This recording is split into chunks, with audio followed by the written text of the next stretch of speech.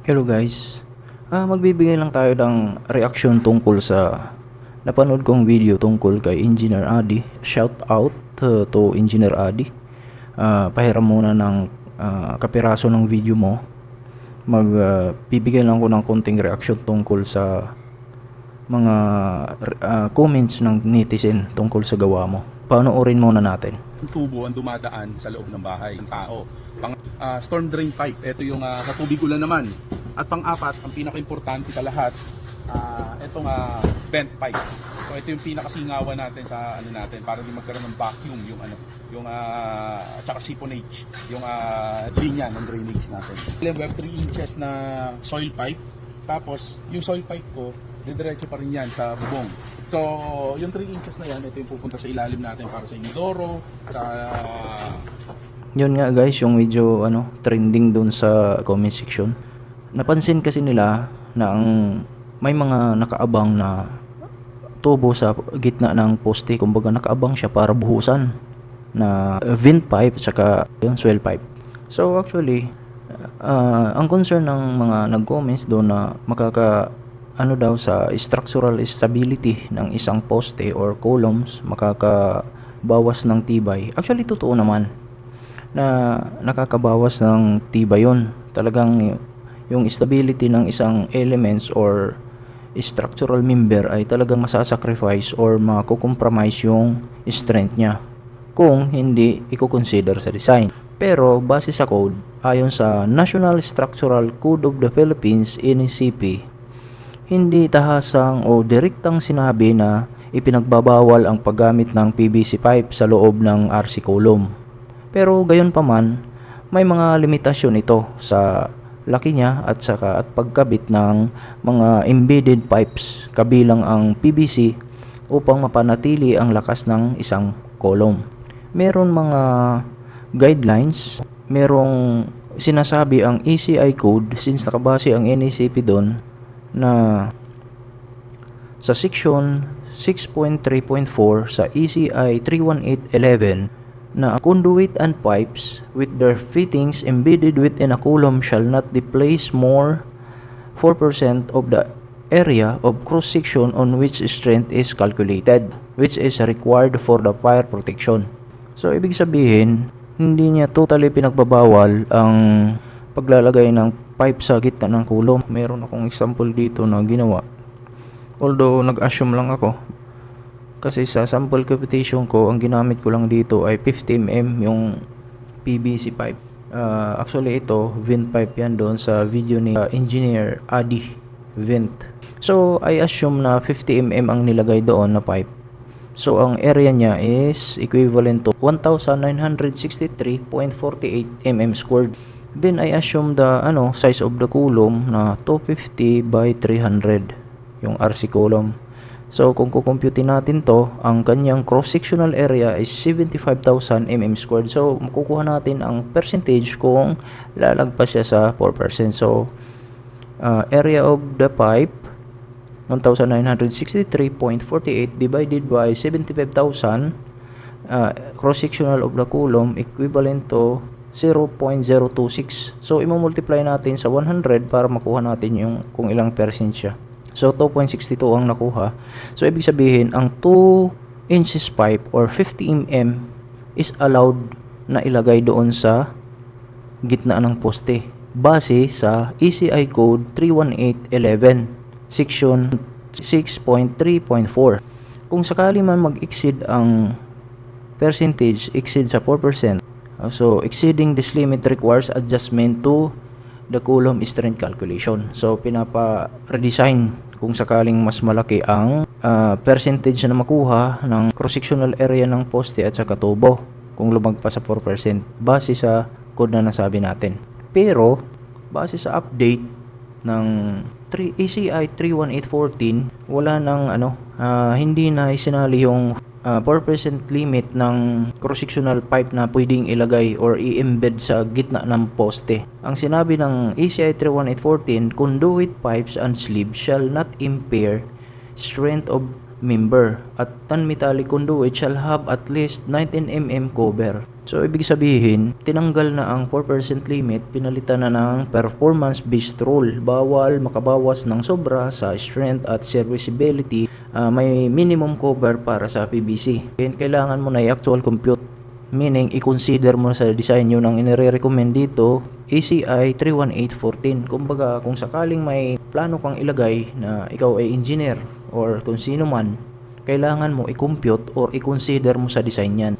I-consider mo yung area ng pipe na makukompromise sa paglalagay mo. So, i-compute mo yan para or i-consider mo sa design para hindi mabawasan ang strength niya. Yun ang sinasabi, yung ibig sabihin. So, ACI 31890 naman, ganun din, parehas na embedded item shall not impair strength or serviceability. Parehas lang.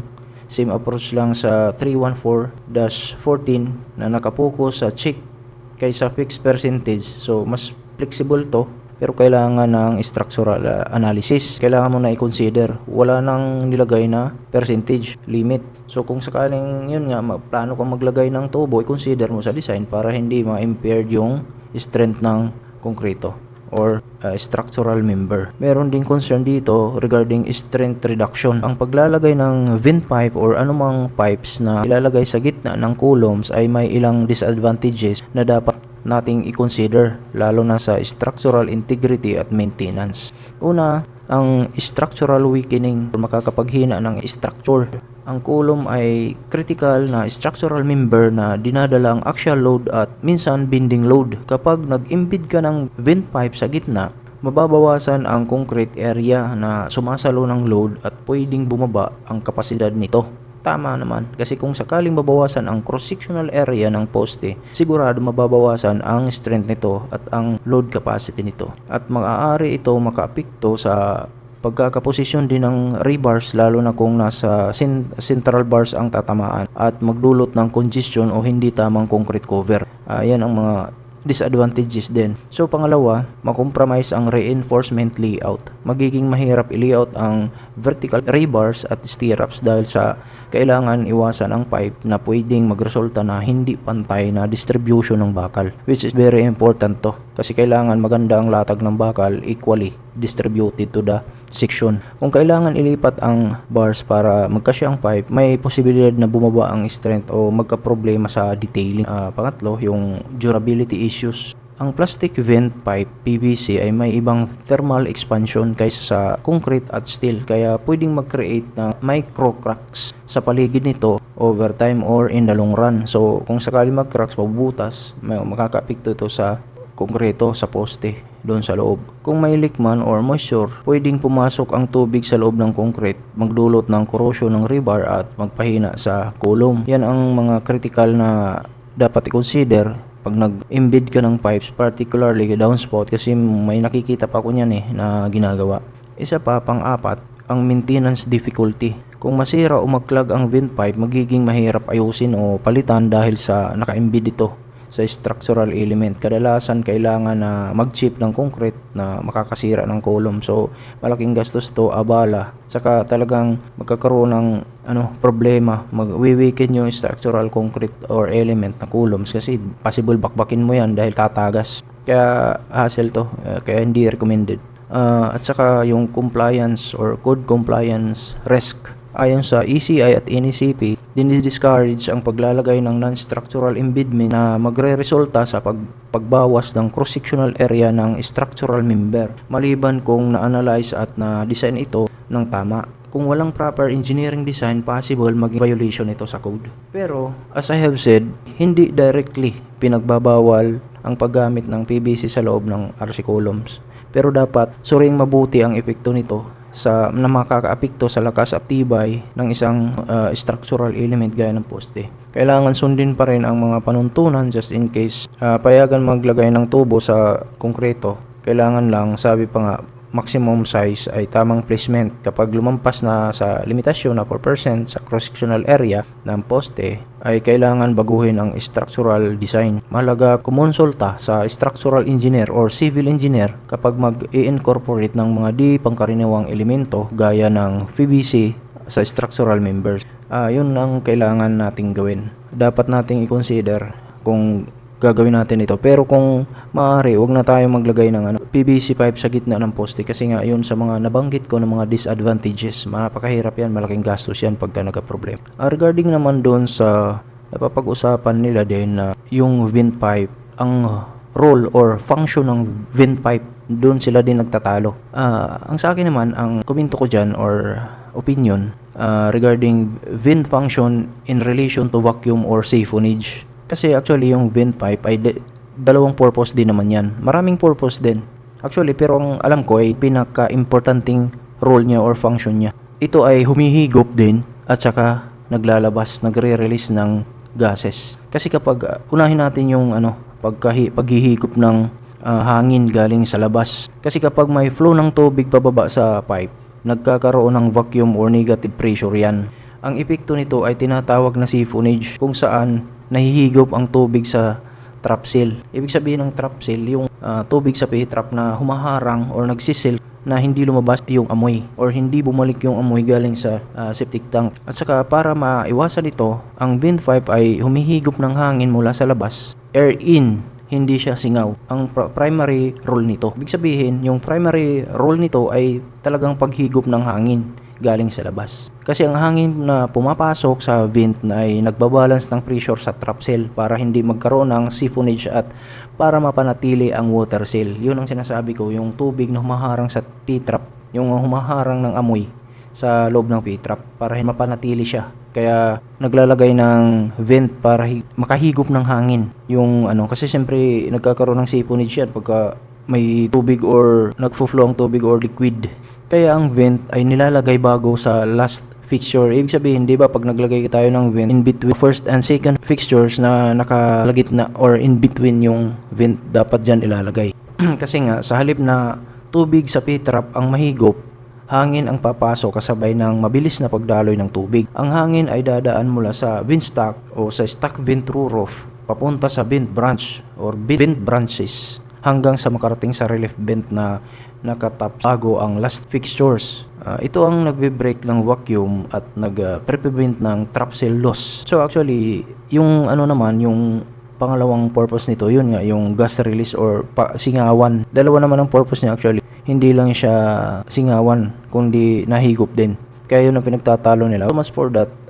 Secondary purpose niyan, yung tinatawag na gas release or pressure relief. Kadalasan, ang pinaka-concentrated na singaw ng hazardous gas ay nanggagaling sa discharge pipe ng septic tank. Oo, totoo. Kasi yung, di ba, yung nakaka-produce yan ng gas yung dumi ng tao. So, kailangan sisingaw din yun kasi sasabog yan pagka hindi nakasingaw at naipon lang doon sa septic tank. Kaya, sinasabi natin, double purpose ang vent. Hindi lang isang function, hindi lang singawan, kundi pati paghigop. Kaya, yun, kung back pressure naman ang pag-uusapan, nangyayari naman ito sa compressed air mula sa holding tank papuntang horizontal pipe at swell stack. Kaya ang ganitong kaso, magsisilbi din ito labasan ng hangin, ang stack vent through roof pressure relief. Baga yun ang function niya. Actually, yun lang ang masasabi ko sa regarding doon sa video. Yun lang ang opinion ko at reaction ko. Sana nakatulong ang bagong engineers at nalilito pa kung ano ang purpose ng vent through roof function niyan or na-discuss natin ngayon para lahat lang aware. At sa doon naman sa regarding doon sa paglalagay ng pipe sa gitna ng poste, actually yung na-discuss natin, kaya hindi yan nire-recommend ng mga engineers na maglagay niyan. Kasi dahil sa mga disadvantages na na-discuss natin, advice ko sa lahat, huwag na kayo maglagay niyan. Kasi mas mahirap ang maintenance niyan. Sukaling ilagay nyo sa gitna ng poste yung downspout, paano pag nabutas yan? Hindi nyo alam kung paano gagawin kasi nasa gitna. Titibagin yung poste. Nako, which is mortal sin sa structural. Yun lang po. Yun lang ang masasabi ko. Thank you and God bless.